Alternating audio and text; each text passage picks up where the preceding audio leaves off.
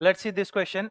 A ratio of the fifth term from the beginning to the fifth term from the end in the expansion is. So now this is again concept uses binomial theorem. तो binomial theorem में general term का जो concept है वो यहाँ पर लग जाता है. अब हम पहले इसको ए कंसिडर कर लेते हैं और इस पूरे को बी कर लेते हैं, तो थोड़ा हमें काम करने में आसानी होगी. ठीक है. अब हमें कह रहा है कि ratio of the fifth term from beginning से पांचवा टर्म कौन सा होगा.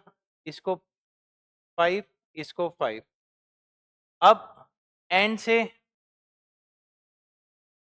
अगर हम एंड से देखें तो हम बस रिवर्स कर देते हैं. आपको पता हो तो हम लोगों ने ऐसे क्वेश्चंस काफी किए, इसमें रिवर्स कर देंगे. तो 10c5 और a पावर 5 हो जाएगा और 1/b पावर 5 हो जाएगा. सॉरी, फिफ्थ टर्म चाहिए हमें, न कि सिक्स टर्म. तो ये हमारा 4 हो जाएगा. ठीक है, क्योंकि फिफ्थ टर्म है न कि NC5. फिफ्थ टर्म में हमारा एक कम क्या होता है, एक कम हो जाता है. ठीक है, क्योंकि पांचवा है तो हमारा ये हो जाएगा 4. तो b पावर 4 बचा हुआ a को दिया. फ्रॉम दी एंड में ये रिवर्स हो जाता है, ये इधर आ जाएगा a पावर 4 1/b पावर 6. ये हमारे पास वैल्यू, बस इसको सिंप्लीफाई करना है तो ये कैंसिल आउट हो जाता है. ये हमारा बचता है a स्क्वायर और b स्क्वायर बचेगा. a स्क्वायर कितना होगा, 2 पावर 2/3. अब b स्क्वायर कितना होगा, b स्क्वायर हो जाएगा 3 पावर 2/3. ठीक है, और साथ में 2 स्क्वायर भी आएगा. क्लियर है, आ रही बात समझ में. ठीक है, अब बस हमें ऑप्शन मैच करने हैं कि कौन सा हमारा आंसर है. क्लियर है.